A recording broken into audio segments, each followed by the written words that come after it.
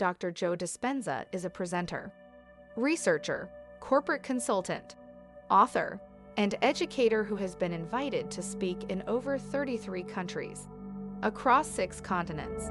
As a lecturer and educator, he is motivated by the belief that every individual have the capacity for greatness and limitless capacities. According to Dr. Joe Dispenza, your body is a machine for making protein, and proteins are responsible for your body's structure and function, and every cell in the body, with the exception of red blood cells, produces proteins. Your immune system creates immune proteins called antibodies your stomach cells produce. Digestive proteins known as enzymes, collagen, and elastin are skin proteins produced by your skin cells. Your muscle cells produce the actin and myosin proteins. And in order for the cell to produce a protein, a gene must be regulated. Are you on board? Come on. Is this excessive? Therefore, this used to mean that you are programmed to be a certain way and doomed by your DNA. This is false. We are adaptation and change marvels. Would you agree that if you are a scientist studying rats in a static setting, you will not observe many genetic or neurological changes? Therefore, genes are like Christmas tree lights in that they constantly switch on and off, and when they activate the upregulate, they produce a nutritious protein, and when they downregulate or switch off, protein becomes cheaper. And you know, the central dogma and science was that genes cause disease. However, less than 5%. More like 1% of every person born with a genetic condition, such as Tay-Sachs disease, sickle cell anemia, and type 1 diabetes, is due to birth, while the remaining 95 to 99% is due to lifestyle and behavior.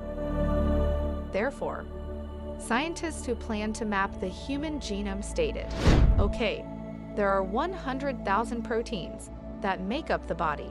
Therefore, there must be 100,000 genes. 40,000 regulatory proteins contributed to the production of these proteins. Thus, there are 40,000 additional genes. Therefore, 100,000 plus 40,000 is 140,000 genes for each protein. When the human genome has 23,600 genes mapped into 88, you share 300 genes with chimpanzees, some more than others, but nearly that many, because a single gene may include over 3,000 variants. And sickness is not caused by genes. It is the environmental signal that instructs and selects the gene to produce new proteins. But if you're having the same ideas, making the same decisions, exhibiting the same behaviors, and producing the same experiences, in order to generate the same emotions, you have the same lights on and the other lights out, and you're destined by genetics, are you still willing to take a bunch of anxious executives? Dr. Joe Dispenza is a presenter, researcher, corporate consultant, author, and educator who has been invited to speak in over 33 countries, across 6 continents. As a lecturer and educator, he is motivated by the belief that every individual have the capacity for greatness and limitless capacities. According to Dr. Joe Dispenza, your body is a machine for making protein, and proteins are responsible for your body's structure and function, and every cell in the body, with the exception of red blood cells, produces proteins. Your immune system creates immune proteins called antibodies your stomach cells produce. Digestive proteins known as enzymes, collagen, and elastin are skin proteins produced by your skin cells. Your muscle cells produce the actin and myosin proteins. And in order for the cell to produce a protein, a gene must be regulated. Are you on board? Come on. Is this excessive? Therefore, this used to mean that you are programmed to be a certain way and doomed by your DNA. You instruct them on how to live in the present. You teach them how to breathe, as well as how to make, and execute a variety of decisions and actions. In addition, you instruct them on how to express some repressed feelings, and by the end of 8 weeks, they had regulated 1,561 new genes and over 800 growth and repair genes and over 700 genes that downregulate inflammation and disease, activating new lights and turning off all existing ones. Consequently, we conducted an experiment. This past February, our advanced workshop was held. I picked 120 individuals at random in order to evaluate their cortisol or stress hormone levels, and I wish to evaluate another substance known as IgA immunoglobulin or salivary immunoglobulin, of the body's principal defense against bacteria and viruses, that is superior to the flu vaccine. And when your stress hormones increase, your immune system decreases, because when you begin to mobilize all this energy for a threat in your external world, whether real or imagined, you deplete the energy needed for growth and repair in your internal environment. If you continue to activate the fight or flight response, you continue to activate the sympathetic nervous system and mobilize all of this energy. You are absorbing critical energy from this unseen field surrounding your body. You are transforming it into chemistry, and if you continue to do so, the field surrounding your body will diminish.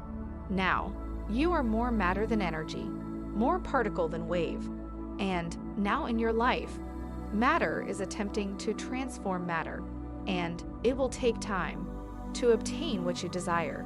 But when you continue to deplete your energy and deplete this field, the immune system begins to shut down, because all the troops are fighting some foreign war, and there is no homeland security, and IgA levels decrease. We therefore selected 120 individuals at random and tested their cortisol levels, and we measured their levels of IgA now. Anger is the emotion you experience when under stress. Stress hormones generate animosity, annoyance, impatience, fear, anxiety, concern, guilt, humiliation, envy, jealousy, and competition. Those are normal human states of consciousness, according to psychology, and those are altered states of consciousness, because surviving under stress is a matter of survival, and stress is when your brain and body lose their equilibrium. The brain and body are thrown out of balance by stress. Are you on board? So, I concluded that one of the opposites was actually true. What if individuals were taught how to have an open heart, and when you are frustrated, impatient, and angry, your heartbeat becomes irregular? We have repeatedly determined that the heart becomes very incoherent and has its own tiny brain. However, when you experience gratitude, thankfulness, concern, and inspiration, if you do it correctly, your heart will become suddenly very organized, very coherent, and very synchronized. Therefore, I desired for our children to sustain an elevated emotion for a minimum of 10 minutes, twice or 3 times every day. That is all. But what happens when your emotions are elevated? This is the creative center, and we know this because we've already emphasized it. If you can begin to sustain a heightened emotion, comparable to dropping a stone into water, and if you are able to maintain this emotional condition, you are able to drop pebbles in a rhythmic pattern. In addition, the field surrounding the body begins to expand. Now, you are more energy than substance, or more wave than particle. And now you feel a connection with something larger. And if you can feel more profoundly, abundantly, and comprehensively, you are dropping a large stone, which is causing a larger wave. Furthermore, this energy is a frequency, and all frequencies, like radio waves, carry information, and your intent is the purpose of that wave. Therefore, I had them maintain these higher levels for 10 minutes per day, twice per day, or 3 times per day for 4 days. after 4 days. Their cortisol levels decreased by 3 standard deviations, a clinically significant decrease. However, their IGA levels rose from approximately 53.5 to 87. That right there is scientific history. They epigenetically signal new genes and new behaviors, and their immune systems are significantly more robust.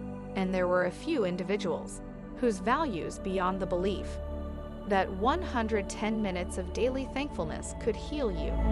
It is superior than any flu shot. Consequently, living a life of stress is a life of survival. All species in nature can endure brief periods of stress.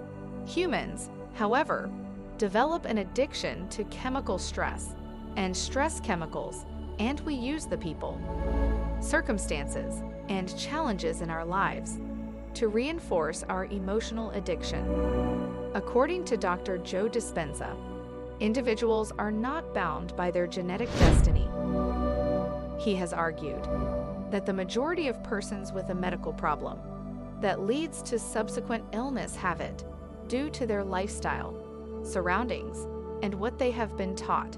Dr. Joe Dispenza has established from extensive research that recurring anxious or depressive thoughts lead to a specific environment, which in turn leads to a certain lifestyle, which then downregulates genes to produce inexpensive proteins, which then leads to sickness or ailment.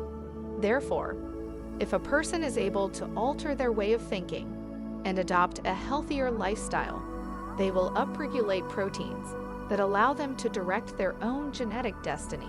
Nonetheless, I hope you guys enjoyed the film, and do let us know your comments in the comment section.